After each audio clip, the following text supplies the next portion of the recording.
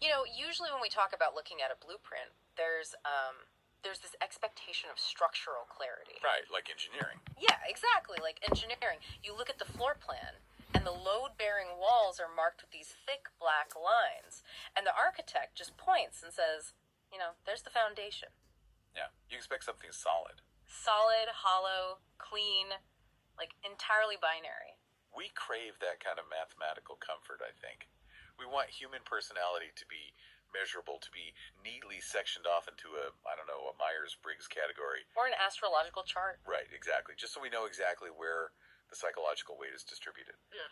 But human architecture rarely cooperates with neat lines. Which brings us to the absolute labyrinth we are stepping into today, because you, our listener, handed us a stack of sources that is, honestly, it's nothing short of an archival treasure. Oh, it's incredible. It really is. We are looking at a massive, just meticulously detailed collection of personal essays written by one specific author, and reading through them over the last few days, I felt like I was examining a psychological blueprint drawn entirely in, invisible ink. Invisible ink, paradoxes, hidden trapdoors, all of it. Exactly. It's a backstage pass to a deeply complex, beautifully than that. There are decades of intense observation, reflection, and rigorous self-analysis from a mind that seemingly refuses to let a single emotional data point slip away. And we are on a very specific mission today, custom tailored for you. You asked us to investigate this author to answer a distinct, interlocking set of questions. 3 main questions, right? Yeah, 3 main ones. First, why is this person almost universally liked by people who are much older and much younger than him, despite these massive generational gaps? Second, what exactly is the personality trait he possesses that seems to so deeply, tickle the hearts of women? That's a fascinating one. Right. And finally, you asked us to look at his intense obsessions and his deep-seated vindictiveness, which some might call persistence, and figure out how those traditionally negative traits actually play into his overall charm. Well, to crack that code, we have to establish an analytical framework right from the jump. Okay, lay it on us. We have to understand the foundational mechanism of his brain, which is his memory. His memory. Yes. His romanticism, his intense quirks, his decades-long grudges, they all stem from the exact same psychological source. He possesses a hyper-attentive, almost photographic emotional memory. Photographic emotional memory. I like that phrasing. Yeah, because he doesn't just remember the sequence of events. He archives the exact physiological and emotional resonance of those events, preserving them in a pristine vacuum. Okay, let's unpack this. Because if we want to understand how this internal archival system dictates his life today, we actually need to start with how he built his exterior armor. Oh, the armor is crucial. It really is. We have to look at the massive contradiction between how he presents himself to the outside world and the hypersensitive reality of his inner life. I want to dive into what we'll call the gap effect. The gap effect. Yeah, that's a fundamental driver of human charisma. How so? Well, it operates on the psychological space between our baseline expectation of a person based on their visual or social presentation and the sudden, surprising reality we experience when they reveal their interior world. So, the wider the gap, the bigger the impact. Exactly. The wider the gap, the more intense the psychological impact. And this author's exterior, especially in his youth, was an absolute masterclass in building intimidating architecture. Let's wind the clock back to his college days. Right, the rebellion phase. Yeah. He had grown up under an incredibly strict, suffocatingly controlling father. So the minute he hits college and gets his first taste of autonomy, he rebels in the most visually aggressive way possible for a young Japanese man at the time. He gets a punch perm. He gets a punch perm. For anyone unfamiliar with that specific cultural aesthetic, a punch perm is a tightly curled, very harsh hairstyle that was heavily, almost exclusively associated with the Japanese underworld. Like Yakuza. Right. The Yakuza and street-level thugs. You don't get a punch perm unless you are actively trying to signal danger. And he didn't stop at the hair. He's walking around wearing cheap leather jackets. Even in the summer. Even in the sweltering dead of summer. Which, that is wild dedication to a bit. And he's donning dark sunglasses everywhere. He was heavily influenced by the Yakuza movies of the era. Yeah, he writes about idolizing these tough guy actors like Ken Takakura, Noboru Ando, and Bunta Sugawara. These guys weren't just movie stars to him. They were archetypes of a very specific, dangerous brand of masculinity. It's crucial to understand what those actors represented in Japanese cinema during the 1970s, though. They weren't just chaotic villains. What were they then? Actors like Ken Takakura portrayed figures of absolute, unwavering resolve. They adhered to a strict, unspoken moral code, often prioritizing duty or giri over their own comfort. So it wasn't just about looking scary. No, exactly. For a young man trying to break free from a highly educated, intellectual father who micromanaged his childhood homework, adopting the aesthetic of an uneducated, hardened, untouchable outlaw is a deeply logical form of psychological rebellion. That makes total sense. He was erecting a fortress. He was literally wearing a billboard that said, "I am not my father and you cannot touch me." And he actually put that fortress to use in a very dramatic, cinematic way. There's this incredible anecdote in the essays about his younger brother. Oh, this story is amazing. It's so good. There's an 8-year age gap between them. So when the author is in college, looking like he just walked off the set of a gangster film, his little brother is in elementary or middle school and starts getting targeted by some neighborhood bullies. A classic scenario that usually ends with a phone call to the school. Right. But he doesn't call the school. The way he handles it is pure theater. He commands the bullies and their mothers to come to his house. He calls the moms. He calls the moms. Picture this tableau.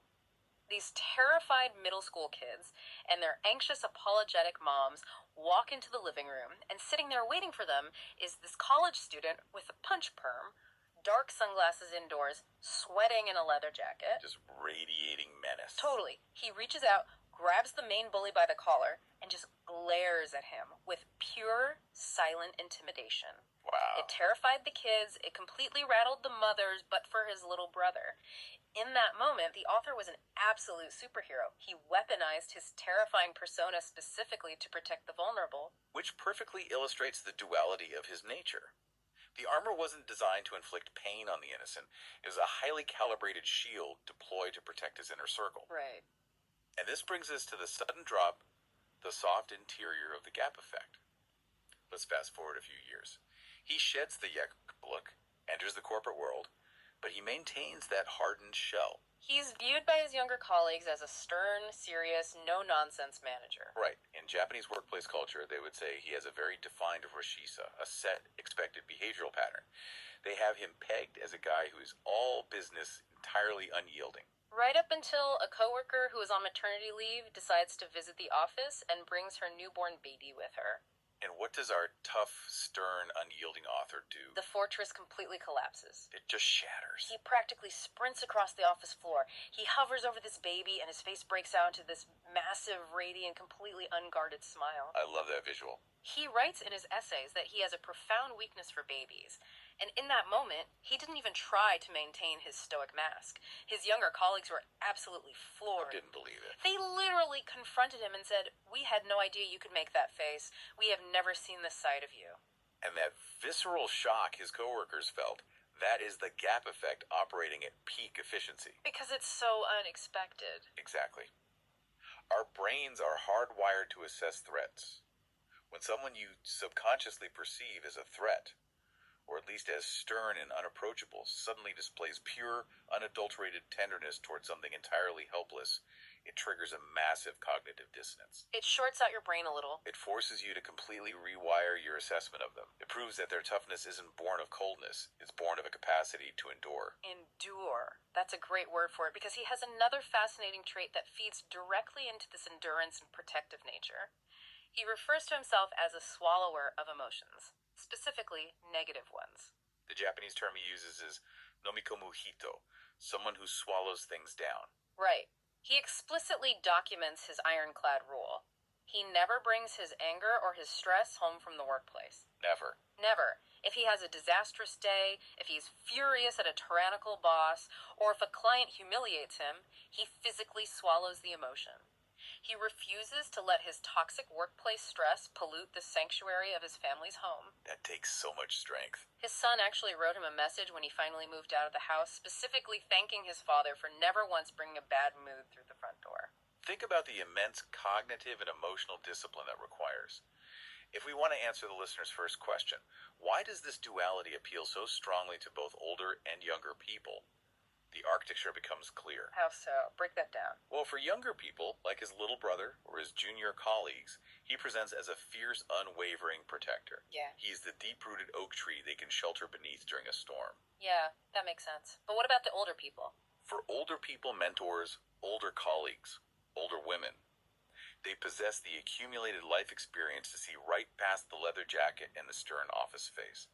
They can spot the highly sensitive, incredibly earnest boy working overtime to maintain that armor. Okay, I have to push back here, though. Oh, go ahead. Psychologically speaking, isn't swallowing all your negative emotions fundamentally disastrous for your health? I mean, you can't just hit delete on rage and stress. Doesn't that mean the anger has to leak out somewhere else or manifest as some kind of neurosis? I would argue that your pushback hits on the exact mechanism of his genius and his curse. Really? You are entirely right. You cannot delete emotions. Energy cannot be destroyed, only transformed or relocated. Because he suppresses his negative emotions in the moment to maintain peace for others, those feelings do not dissipate. Where do they go? They get filed away in the deep freeze. They get archived. And crucially, that archival process isn't just reserved for anger or stress. It applies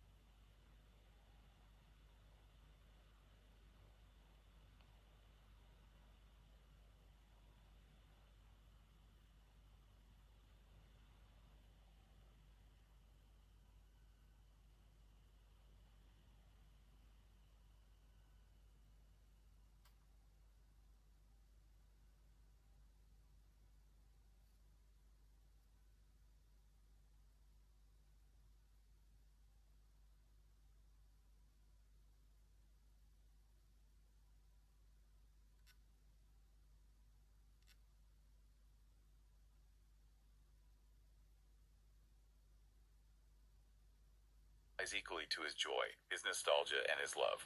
His brain operates as a high-security vault of perfectly preserved emotional states. Which provides the perfect bridge into the second major question from our listener.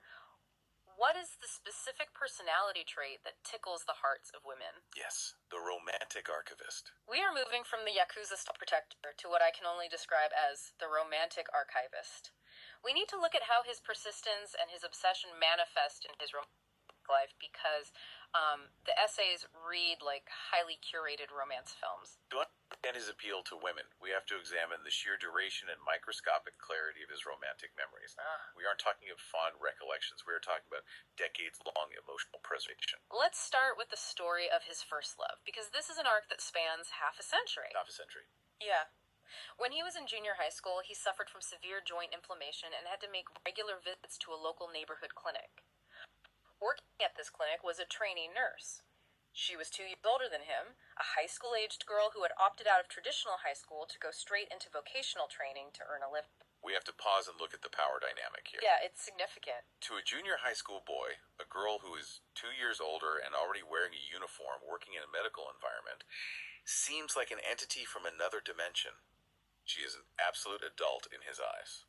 And he remembers the exact microscopic details of falling for her. Reading the essay he wrote 50 years later is staggering. It really is.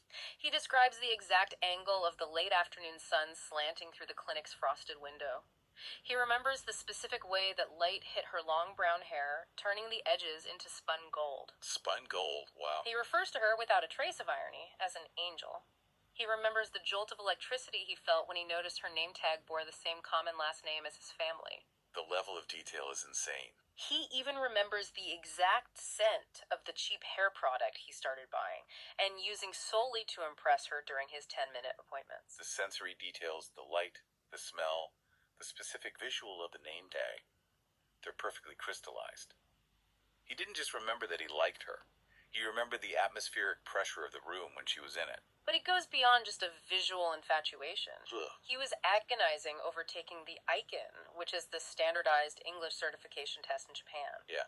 He was terrified of failing and looking stupid. Which is common for that age. Right, and he recalls her looking at him across the clinic counter and saying, "You definitely won't pass if you don't take it. Even if you fail, you lose nothing." She gave him the nudge he needed. He marched in and took that test purely because she gave him the psychological permission to risk failure. She saw his potential and his fear, and she gently dismantled the fear. But let's look at her perspective, because it adds a heartbreaking layer. Yeah, let's talk about that. She was a working-class girl who had to skip traditional high school to earn a wage. He was a bright junior high boy, clearly on an academic track destined for a good university. She likely felt a quiet insecurity, feeling that they were from different socioeconomic worlds, that she wasn't academic enough for him. Meanwhile, he felt he was just an immature kid and she was a sophisticated, worldly adult. Exactly, ships passing in the night. And for 50 years, he carried this memory believing it was nothing more than a pathetic, completely one-sided boy's crush.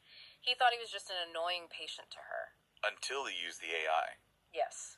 Recently, he fed all his journal entries, memories, and essays into an AI for objective analysis. Which is such a unique thing to do. It is, and reading the AI's breakdown of their interactions, the fact that she actively sought out conversations with him, how she gently pushed him, the fact that she gave him personal photographs, he had this profound realization. It was a mutual crush. She harbored feelings for him, too. She did. That retroactive realization must have been entirely overwhelming. Oh, absolutely. But the way she chose to end their interaction is perhaps the most brilliant psychological maneuver in all of his essays. It is the absolute masterstroke. So he's a bit older now, in high school, and he's barely seen her. Out of nowhere, she calls him to meet her at a coffee shop in Shinjuku. A very dramatic setting for a teenager. Very. They sit down, and she slides 2 photos of herself across the table to him, and calmly announces that she is getting married. Oof. He's crushed, obviously, but he manages to ask, "What kind of guy is your fiancé?" And she looks at him and says, "He's someone like Eikichi Yazawa." Now, for context, Eikichi Yazawa is an absolute legend, a Japanese rock star who embodied the ultimate tough guy, rebel without a cause aesthetic. He was the author's absolute idol at the time. They had only discussed Yazawa once, briefly, months prior in the clinic, but she remembered. She remembered. And this is a perfect, almost poetic execution of the peak-end rule in behavioral psychology. Explain the peak-end rule for us. The peak-end rule dictates that human beings judge an experience largely based on how they felt at its most intense point, the peak, and at its very end, rather than judging the total sum or average of every moment of the experience. So the ending holds way more weight. Exactly. By specifically referencing his ultimate idol as her chosen partner, she achieved 3 things instantly. First, she softened the blow of rejection by aligning her new husband with someone the author already worshipped. Smart. Second, she proved that she had listened to him and remembered his passions. And third, she gave him a beautiful, flattering, definitive closure. She intentionally monumentalized their brief connection. Yes, and because of that perfect ending, his archival memory preserved her in golden light for half a century. He curated that scene like a master film director, locking the lighting, the dialogue, and the heartbreak perfectly in amber. Beautifully put. But this level of romantic archiving isn't just a nostalgic fluke of his youth. Let's look at what he calls the 3-second love story. Oh, the 3-second love. This happens much later, when he's a young professional navigating the corporate world. He develops an intense crush on a female coworker who is 2 years older than him. I see a demographic pattern emerging. He clearly has a type. He absolutely has a type. She's slightly older, she's vibrant, she's highly popular in the office. They connect deeply over shared stories of their past heartbreaks. Office romances are always so intense. Especially this one. Their dynamic gets so playfully intimate that she is literally grabbing his arm and pulling him into the empty office hallways to teach him dance steps she learned back in her college days. That's straight out of a movie. The chemistry is radiating off them.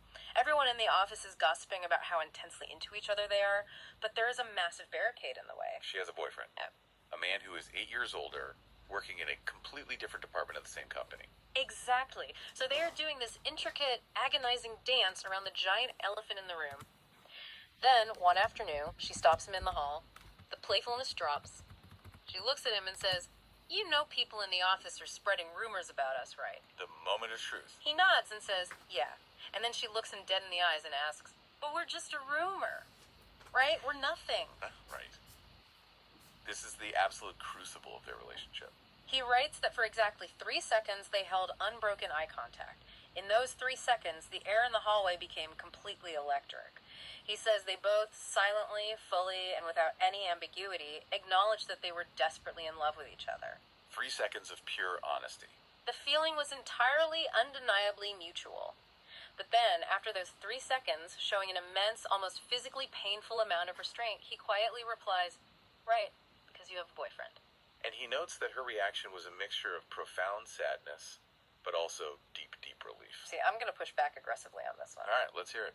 Is this actually romantic restraint, or is he just chickening out? I mean, if he knew for a fact she loved him and he loved her, and her current boyfriend was just some older guy in another apartment. In fact, he mentions her parents didn't even like the older boyfriend. True, he does mention that. So why not make the move? He had the geographical advantage, he had the emotional advantage.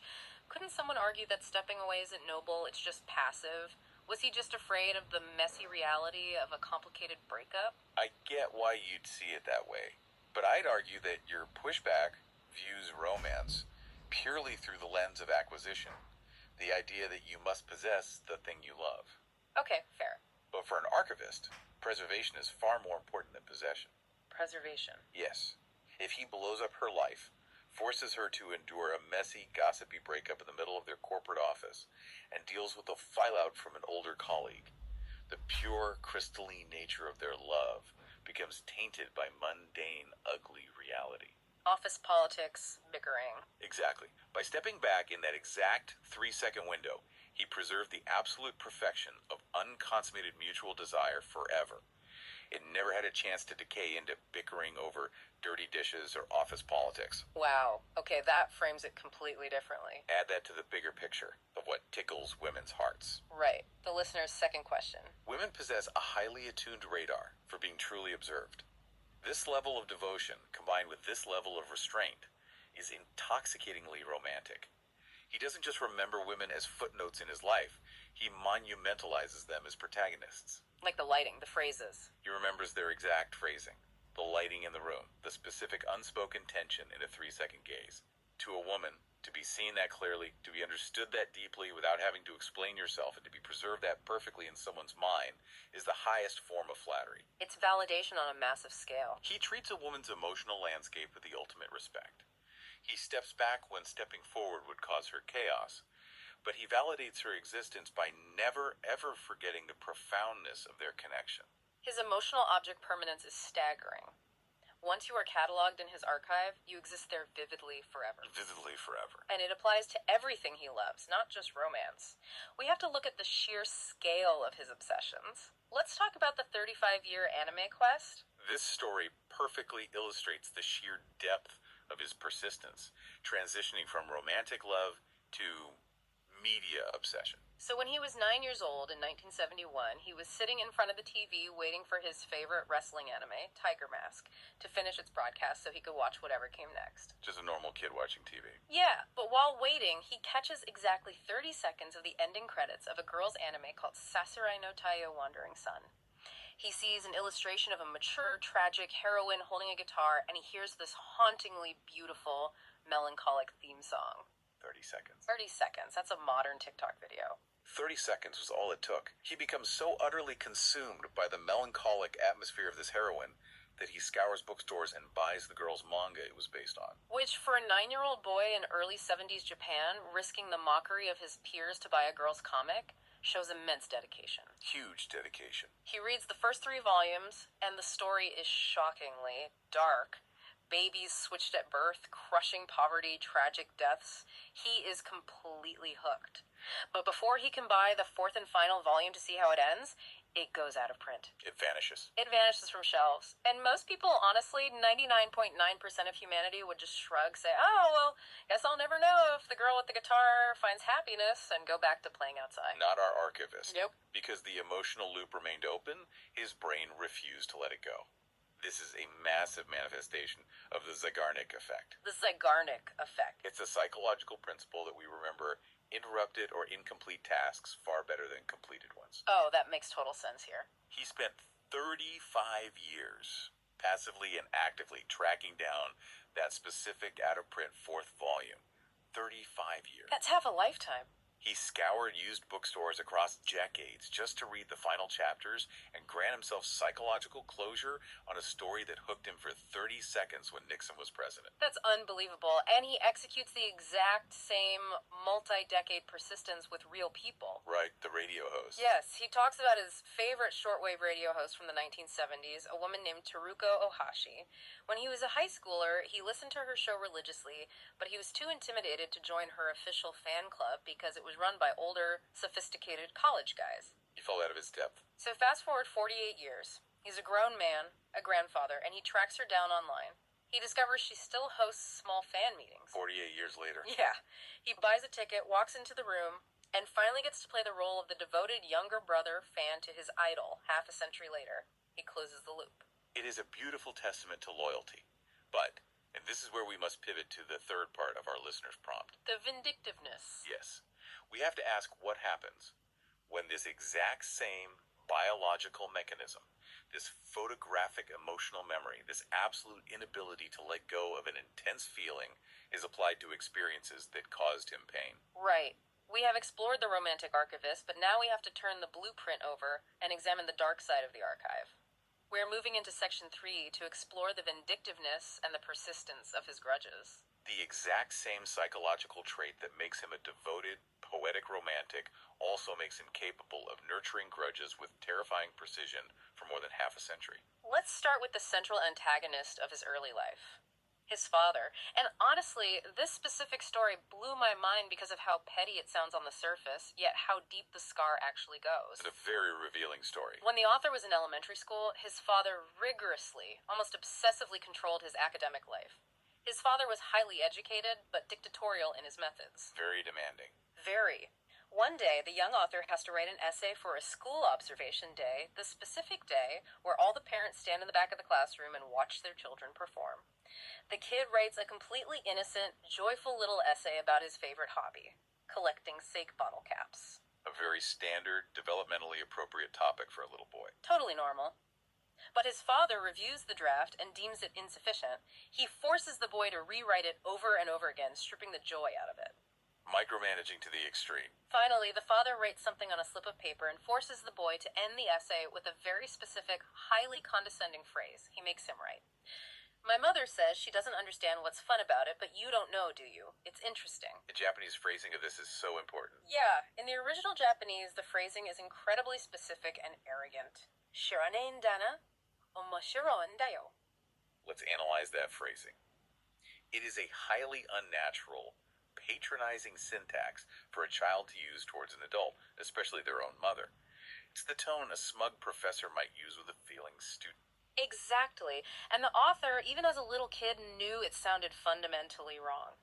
He knew it didn't sound like his voice, and he knew he would never disrespect his mother that way. But he couldn't say no. No, he was physically terrified of his father's wrath, so he wrote it down.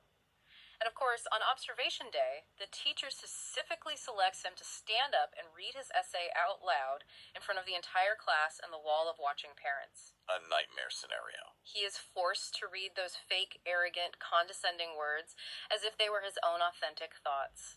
The humiliation of that moment, the sensation of having your authentic self hijacked and replaced by a puppet master in a public forum, must have been searing for a highly sensitive child. It was. He writes that standing there, he felt an intense burning resentment.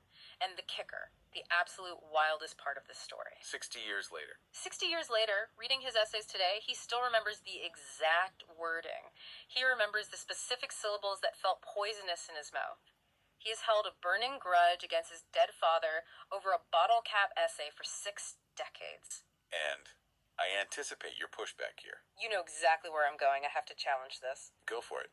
Holding a grudge over a bottle cap essay for 60 years sounds insane. It sounds petty, exhausting, and frankly, a little toxic. I mean, if I held on to every time my dad made me do something embarrassing in 4th grade, I'd never get out of bed.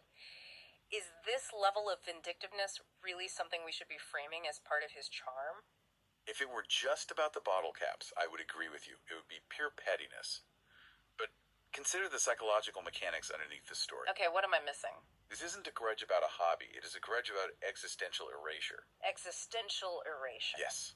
When a powerful parent forces a child to present a fabricated, inauthentic version of themselves to the world, they are communicating that the child's true self is unacceptable. For an archivist who values truth and authentic connection above all else, his father committed a cardinal sin. He stole his voice. Oh, wow. I didn't think about it like that. The grudge is simply the alarm system, ensuring he never lets anyone steal his voice again. And it doesn't stop with his father.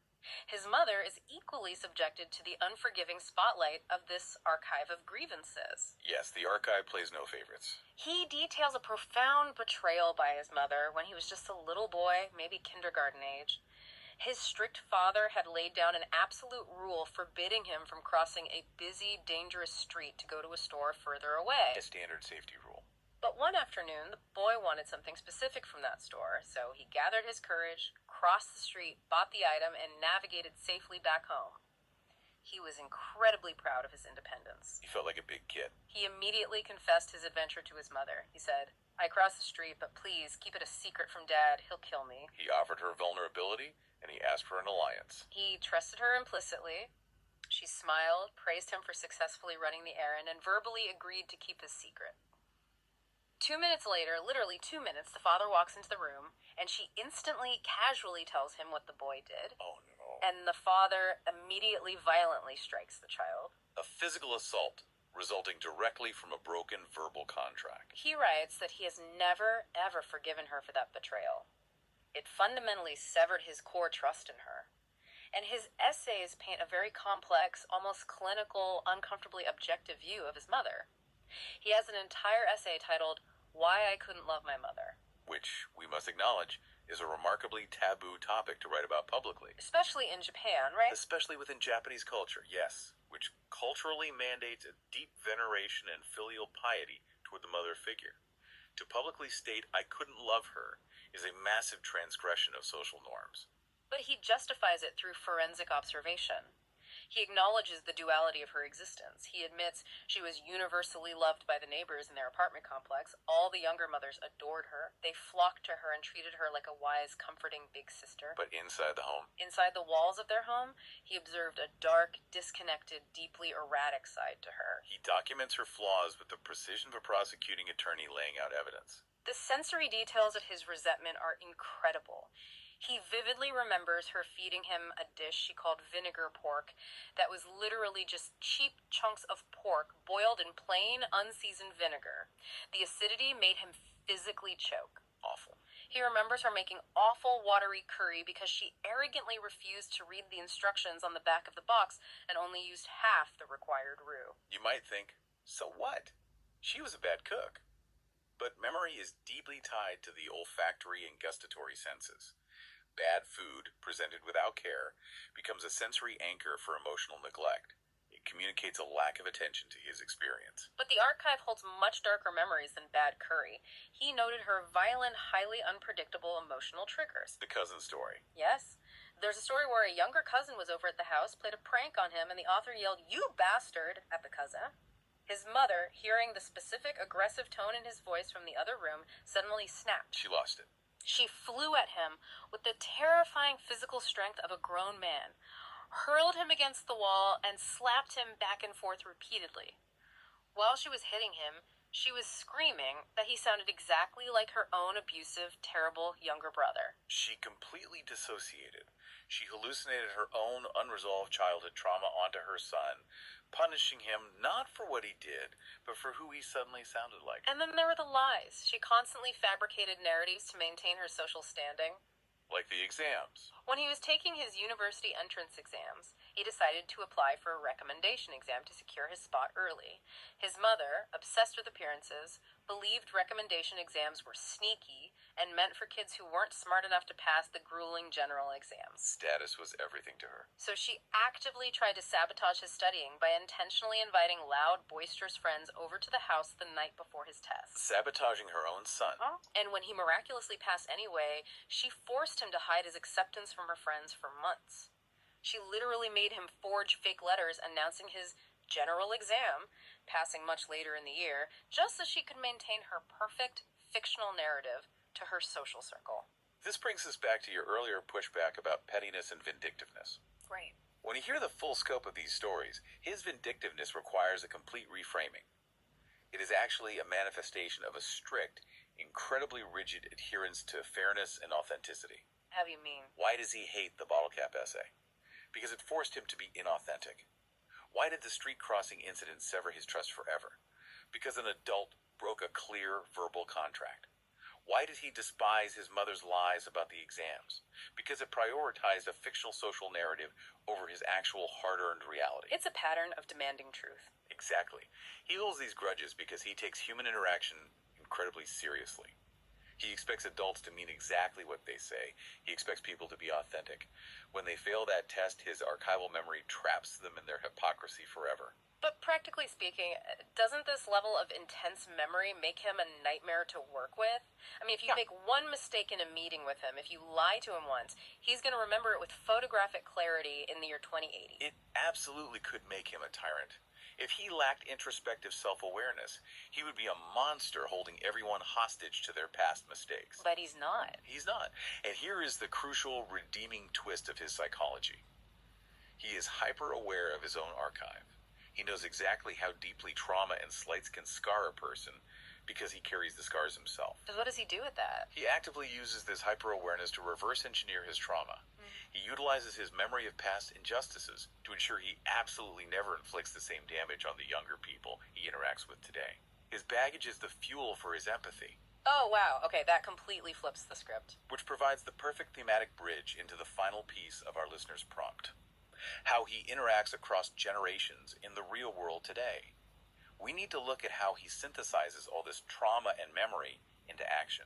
We are diving into section 4, what we're framing as the aesthetic of control, because this is where the blueprint finally makes sense. This is where we answer why he connects so exceptionally well with much older and much younger people today.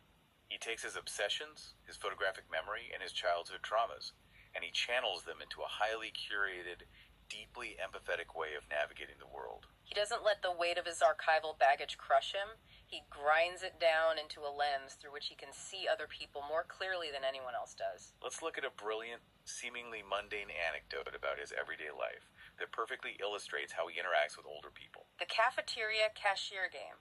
Yes. He's at his corporate office, eating in the company cafeteria. There's an older woman working the cash register, dealing with massive, impatient lines of hungry salarymen every single day. Just a blur of people. Most people don't even look at her. She's just part of the machinery. But because of his obsessive attention to detail, he starts observing her closely, and he notices something incredible. What does he see?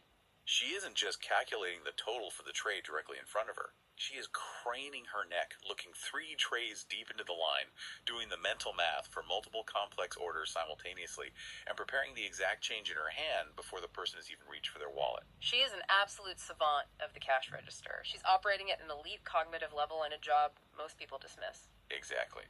Most people see a lunch lady. He sees a genius. So, he decides to play a silent, highly respectful game with her. One afternoon, his lunch combination costs exactly 470 yen. He gets to the front of the line, and instead of handing her a 1,000 yen bill or exact change like a normal person, he decides to test her processing speed. He throws a wrench in the gears. He purposefully fumbles with his wallet, acts a bit confused and slow to distract her, and then suddenly slaps down exactly one 500 yen coin. He wants to see if his acting broke her concentration, or she still anticipated the 30 yen change. He's throwing a curveball to a major league hitter just to see her swing. And the exact millisecond the 500 yen coin hits her palm, she instantly drops 3 10 yen coins, exactly 30 yen, into his open hand. She had it ready the whole time. Amazing. And as she drops the coin, she makes eye contact with him, realizes he was intentionally testing her skills, and she leans in and whispers, "Zurui," which roughly translates to, "That's cheating," or "You're sneaky." And they share this huge, conspiratorial, joyful smile in the middle of the rush hour. What is so beautiful about this interaction is the profound level of validation. He recognized her hidden, invisible competence, and he built a game to let her know that he saw it. He made her feel seen. In a corporate world that usually completely ignores service workers, he made her feel like a mastermind. That's why older people love him. He sees their mastery. And he applies this exact same intense, empathetic observation to the way he mentors the young. He actively, aggressively ensures that he never steals the spotlight from his younger colleagues. He mentions Vygotsky's theory here, right? He does. In his essays, he actually discusses Vygotsky's theory of ZPD, or the zone of proximal development. For our listeners outside the education field, ZPD is often explained through the concept of scaffolding. Think about teaching a child to ride a bicycle. You don't just put them on the bike and walk away, they'll crash. All right. But you also don't ride the bike for them. You hold the seat. You provide just enough external support, the scaffold, for the learner to achieve balance and reach a new level of competence. And the most crucial part of scaffolding, the moment the child finds their balance, you let go of the seat. You remove the scaffold so they can ride autonomously. And he applies this perfectly. He remembers with agonizing clarity how his father stole his voice with the bottle cap essay. He remembers the older colleagues who patronized him or stole credit for his ideas when he was young. The archive strikes again. Exactly. So when he identifies a rising star in his office, he becomes the ultimate scaffold. He sits with them, refines their messy presentations, guides their logic, and bolsters their confidence. But the moment the project succeeds and the executives start clapping, And he disappears. he steps completely back into the shadows. He refuses to take the podium. He lets the young employee absorb 100% of the applause. And what makes this so authentic is that he doesn't pretend to be a saint about it. He openly admits in his writing that sometimes, watching a brilliant young colleague get showered with praise for a strategy he secretly helped design, he feels a sharp, bitter twinge of jealousy. He has an ego, like anyone. He has an ego, but his ethical framework, born directly from his archived trauma of unfairness, forces him to swallow that jealousy and step back. He absolutely refuses to become the older coworker who steals the credit. He protects them without hovering over them. But it's not just the young and the helpless he figures out how to handle, it's how he tackles difficult, terrifying older people too. There's the legendary story of A-senpai. Oh, a senpai. A-senpai was an older boss in the company who was universally feared by the staff. He was gruff, he yelled constantly, he micromanaged, and he was generally considered a nightmare to work under. The kind of boss where everyone else takes the long way around the office just to avoid walking past his desk. But our author, drawing on that old Yakuza movie-inspired armor from his college days, and his absolute refusal to be intimidated by authority figures after surviving his father, decides to do the exact opposite of everyone else. He closes the distance. He obsessively closes the distance. Instead of hiding from A-senpai, he starts walking up to his desk every single day. He asks him questions, he forces interactions, he essentially batters down the angry boss's walls with sheer, polite, relentless persistence. Because of his hyper-attentive observation, he recognized that A-senpai's constant yelling wasn't actually malice. It was just a highly clumsy, socially inept demand for high professional standards. Yes. He saw the intention beneath the anger, and what happens? A-senpai becomes his greatest champion and mentor in the company. They bonded. They build such a deep bond of mutual respect that years later, when the author makes a massive, potentially career-ending mistake, A-senpai goes directly to the higher-ups and throws himself on the grenade, taking the full blame to protect the author. Incredible loyalty. He turned a universally hated tyrant into a fiercely loyal protector just by refusing to be scared and paying close attention to the man's actual needs. If we pull back and look at the grand architecture of this blueprint, the answer to your listener's first question is glaringly obvious. Why do people across massive age gaps love him? Because he actually sees them. He really sees them. He doesn't interact with generational stereotypes. He doesn't see an old lunch lady or a scary boss or an entitled millennial. He interacts with the highly specific, nuanced individual standing in front of him, and he tailors his approach to validate their exact existence. We have to mention his quirks, because his intense obsessions manifest in his personal aesthetics, what the Japanese call his kodawari, his uncompromising fastidiousness. These quirks make him undeniably authentic. Let's talk about the shoes, because the shoe collection is the perfect metaphor for his entire personality. It's amazing. For most of his life, he was a guy who didn't care about fashion at all. He wore cheap digital watches, standard off-the-rack suits, and ugly slip-on shoes because they were easy. Pure function. Then, in his late 30s, he decides to get fitted for a high-quality tailored suit. He's trying it on, and a department store clerk sincerely praises the fit and his choice. A little while later, he decides to invest in a custom pair of leather shoes made by a master craftsman. And someone notices. Yes, he wears them into a store, and a different clerk notices the intricate stitching on the welt and completely geeks out over them, validating his taste. Because of that one interaction, because someone noticed and validated his specific choice, he swung from zero interest to absolute uncompromising obsession. He went all in. He now owns 20 pairs of astronomically expensive, meticulously crafted leather shoes, Oxfords, monk straps, hole cuts. He polishes them obsessively. He cannot do anything halfway. If an experience provides a positive emotional resonance, he builds a monument to it. And this obsessive curation extends to language and how he defines his own identity as he ages. He recently became a grandfather, which is a huge milestone, but he absolutely aggressively refuses to let his granddaughter call him Gigi, which is the standard, culturally accepted Japanese baby talk for grandpa. And why does he reject the standard title? Because of an archive entry from half century ago. Exactly, because when he was a kid in the 1970s watching his beloved pro wrestling, the crowd used to yell vicious insults at the giant wrestler, Giant Baba, whenever he was losing a match. They would scream, "Baba!" which sounds like grandma in Japanese, but is used as a harsh, mocking insult. The association was permanent. His brain permanently linked the phonetic sound of Gigi and Baba to that specific visceral humiliation of Giant Baba in the ring. The 50-year-old emotional archive dictating a man's relationship with his newborn granddaughter today. It's fascinating. So what title does he force upon his family? He insists on being called Grandpa. Why? Because of a specific lyric in a song by the artist Mariko Takahashi titled Grandpa. A song lyric. The song describes a very cool, highly stubborn, deeply wrinkled old man who keeps his mouth firmly closed and maintains his dignity. He wants to age into that specific, curated aesthetic. He is literally constructing his own ager process based on a song lyric he loves. So if we synthesize all of this for the listener who brought us these questions, what does this all mean? It means his charm relies entirely on the fact that he isn't generic. Not at all. He is a man of intense, highly specific tastes and a deep, abiding respect for the quiet competence of others. He isn't walking around trying to be universally likable. He is simply being intensely, unapologetically, authentically himself. People crave that. In a world where everyone is trying to sand down their edges to fit in, people, older, younger, men, women, are absolutely starved for that level of authenticity. Okay, let's bring this all together. We started with a murky blueprint, and we found a brilliantly constructed, highly functional labyrinth.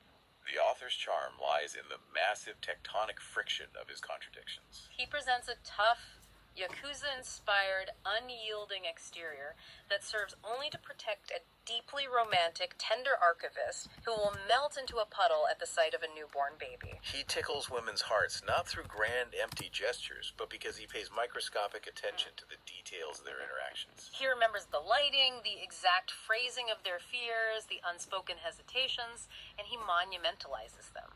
He makes the women who cross his path feel like the revered protagonists of a beautiful classic film. And his vindictiveness and his bizarre obsessions. The 60-year grudges over a parent's rewrite of a bottle cap essay, the 35-year hunt for a forgotten comic book, the refusal to be called Gigi.